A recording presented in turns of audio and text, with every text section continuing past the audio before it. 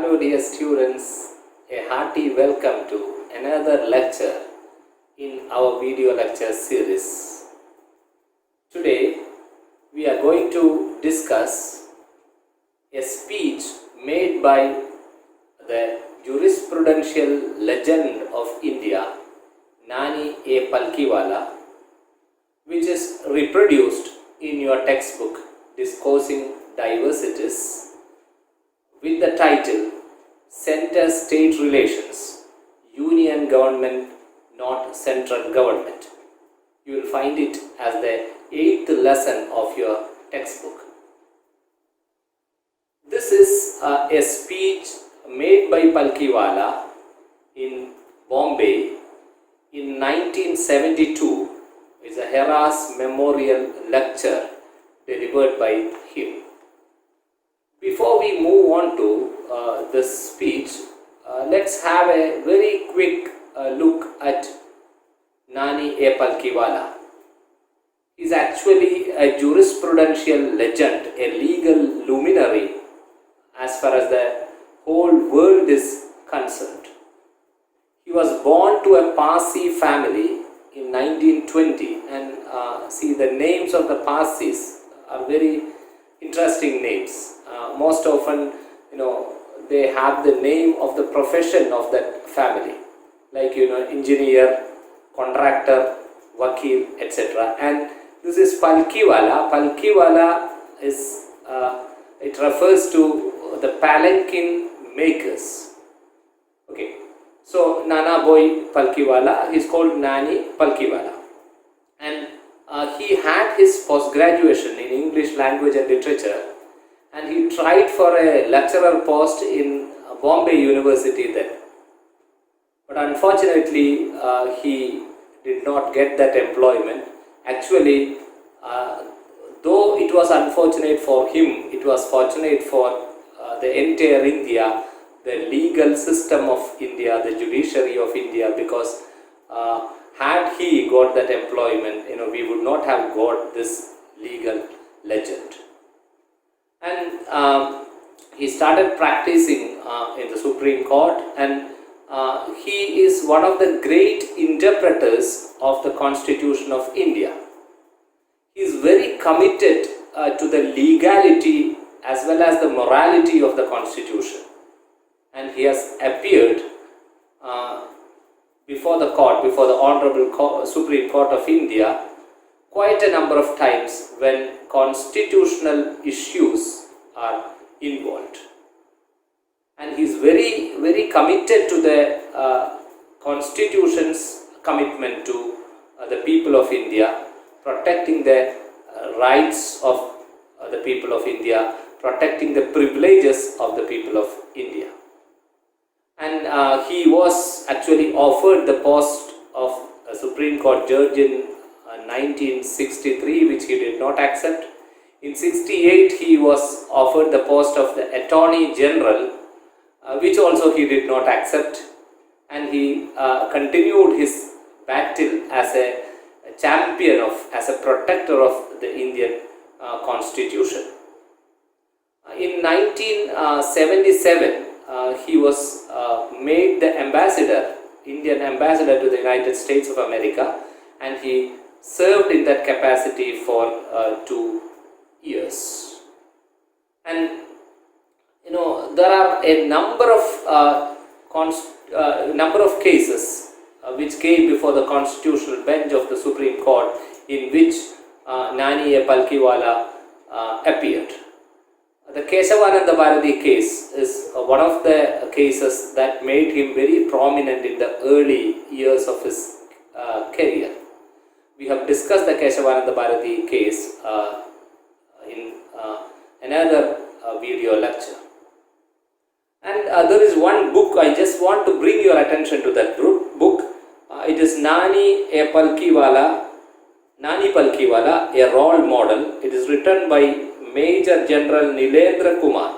Actually, this book talks about 150 cases, 150 important, constitutionally important cases for which Palkiwala appeared before the Supreme Court, like the Keshavananda Bharati case, the Privy Purse case, the Minerva Mills case, bank nationalization case, the Mandal case, and so on.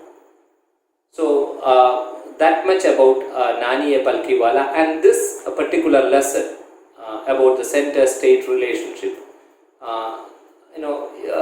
Actually, the entire lesson revolves around one central point, one key point, which is there in the second part of the title. Not central government but union government. Actually, India follows the federal setup, and our constitution actually borrowed this concept of federalism with a comparatively stronger center from the Canadian constitution, where the residuary powers are vested with the center, where the state governors are appointed by the center, where the Supreme Court enjoys certain advisory powers. So all these are indicative of a stronger center, even when the system is a federal system. And as already mentioned, we have taken it from the Canadian Constitution. But Nani Palkiwala argues that the center should not remain as a center, rather it should not be a central government, rather it should be a union government. And the terms are self-explanatory, the terms are very much lauded also. When you say central government, there is an element of, there is an implication of control over the periphery, we say, or over what is not center, what is there on the margins. Whereas when we say union government, union is actually a merger, it is a fusion of interests, it protects the interests of all the states. So there, when you use the word union, the central government or the government in the capital, New Delhi, is not against the interest of the states, but it accommodates the interests of the states. So there is a union of interest, there is a merger of interest, there is a fusion of interest, there is a perfect understanding between the central government or the union government and the state governments. So that is the spirit underlying the whole lesson. That is, the constitution envisages a union government, and the union government should not try to be a central government. He made this lecture in 1972, and that was the period that immediately succeeded the Bangladesh War, and the victory in the Bangladesh War, the Indo-Pak War, made the central government very proud. They were in the limelight, and in a way, this proud achievement was slowly making the government slightly despotic, trying to take control over the privileges of other constitutional functionaries, the states, the judiciary, and even the people. And we have seen this indicate the increasing despotism culminating in the internal emergency in 1975. And we have also discussed the 42nd Amendment of the Constitution, which was done in 76 and which had to be repealed, or which was repealed in 77 and 78, because most of these provisions of the amendment were against the democratic principles, against the fundamental values of the Constitution. Now let us move on to this lesson. He makes this speech 22 years after India became a republic, 22 years of existence of our Constitution, and he says that during these 22 years, more than 2 decades, various basic principles underlying the Constitution have been thrown overboard. They have been disrespected. They have been neglected. Okay. The values of human dignity and public justice have been subverted. There were instances when human dignity was not honored, then public justice was denied, social justice was denied to the public, and the provisions regarding the powers of the states, including the powers to deal with industry, trade and commerce, have been perverted. That is, many of the provisions that guarantee certain rights to the state governments have been disrespected, have been simply rejected and negated by the central government. This has happened during the last 2 decades, he says. And he makes a maybe a slightly exaggerated statement that during these 2 decades, the states were reduced to the position where they have far less powers to deal with industries than second-class native states had during British Raj. Means the situation of the princely states during the British rule, the British imperialism was slightly better. They enjoyed greater freedom. Here, even though the constitution guarantees freedom, the central government is not allowing that constitutionally guaranteed freedom to the state governments. It is significant that the constitution talks of union but not of the center. So that is a central idea of this, the whole speech. The constitution speaks about union, not center, but the center, it is a self-styled center. The union government is claiming that it is a central government. The union government is actually assuming powers beyond what is given in the constitution. And this notion of the center is inconsistent with the constitutional scheme of the Union of States. Okay, already explained. And he says that in the exercise of the important and significant powers, the states have the right to go wrong in freedom rather than go right in thraldom to the center. It's a very, very powerful statement that he makes. There is nothing wrong in the states going wrong to uphold their freedom. The states need not live under thraldom, live under slavery to the central government, because the state government is not a slave to the central government. The constitution has guaranteed good checks and balances between the powers of the states and the central government. The constitution has provisions for the rule of law.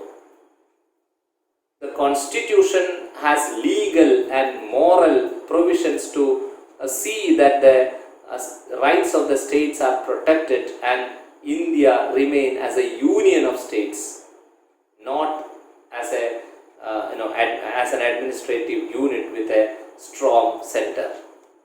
This concept of strong center is only a self-styled concept by the union government.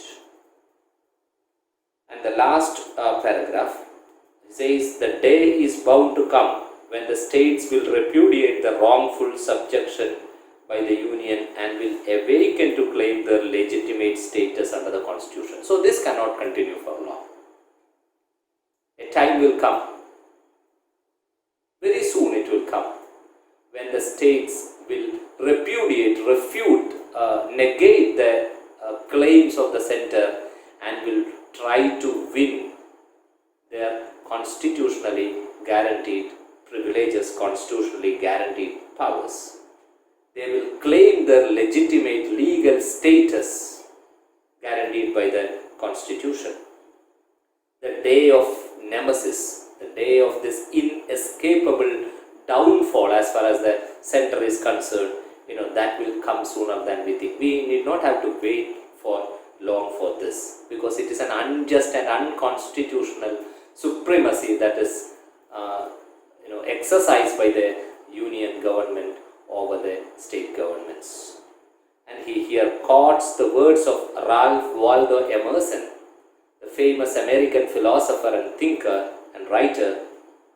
The man who thinks he may live as freely as his unconsidered desires prompt him, and yet not carry the burden of an eventual reckoning, is binding his life to a hollow dream. If you are a man who thinks that you can live in a way that you wish, and if you feel that you will go unpunished even if you do some wrong, if you think so, you are living in a world of hollow dream. If you do anything wrong, you will definitely be punished. You will have to pay the penalty, whether it is an individual, whether it is a central government, whether it is a prime minister, whether it is an administrative setup, whether it is a king, whoever it is, you will have to account for your deeds. Whoever sins against his fellows or against himself pronounces his own sentence thereby. So when you do a sin against your fellows, that sin will boomerang upon you. So you cannot escape. Justice still rules the world with inexorable weight.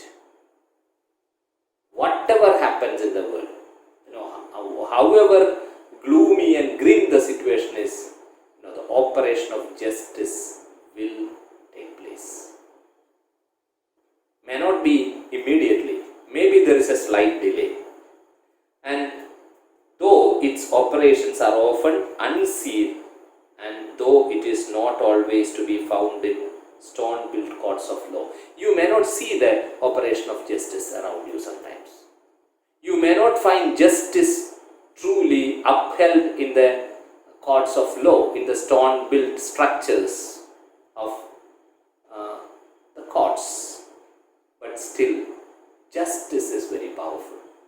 Justice will do its operation whenever and wherever necessary. So if the union government is trying to assume the status of a central government, the states, sooner or later, the states will rise in rebellion. They will refute the claims of this central government. And you see, even after this, even after 1972, even after Nani Palkiwala made this speech, we have had a number of instances of clash between the state and central governments in India, especially when both the governments are run by different parties. One party ruling the state and another party ruling the center. Even now, we fight it. Kerala and the central government, Bengal and the central government. So many issues where constitutional provisions of center-state relations are involved, where legality of the center-state relationships as guaranteed by the constitution is involved. There are many such cases.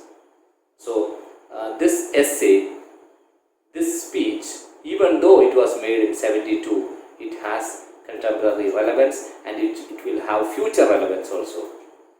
And because Nani Palkiwala is one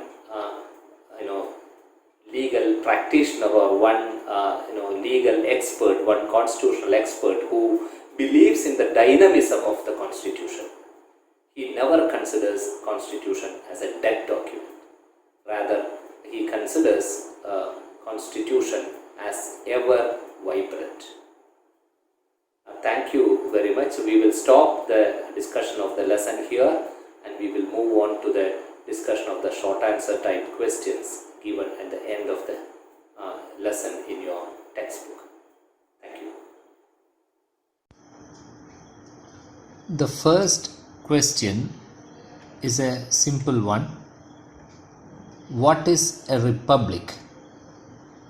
Answer: a republic is a political system in which the supreme power lies in a body of citizens who can elect people to represent them. Question number 2. What are the subversions and perversions referred to by Palkiwala?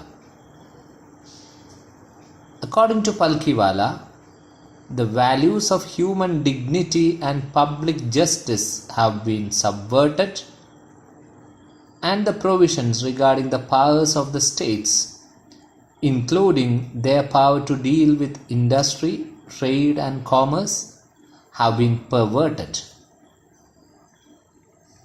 The third question goes like this.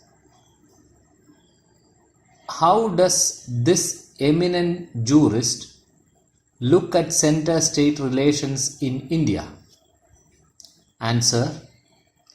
He feels that though the constitution speaks of the union and not the center, the states in the country have been reduced to a position where they have far less powers to deal with industries than second-class native states had during the British Raj. He opines that in the exercise of their important and significant powers, the states have the right to go wrong in freedom rather than go right in thraldom to the center. The fourth question again is a very simple question. It's just the meaning of a word. What is thraldom? Thraldom means bondage or slavery. Now the fifth question. What will happen in the future according to Palkiwala? According to Palkiwala, a day will come when the states will repudiate the wrongful subjection by the Union and will awaken to claim their legitimate status under the Constitution. This day of nemesis may come sooner than we think. And now the last question. What is Emerson's idea of justice in operation? Answer. Emerson is of the opinion that justice still rules the world with inexorable weight, though its operations are often unseen, and though it is not always to be found in stone-built courts of law. Thank you very much. Best wishes.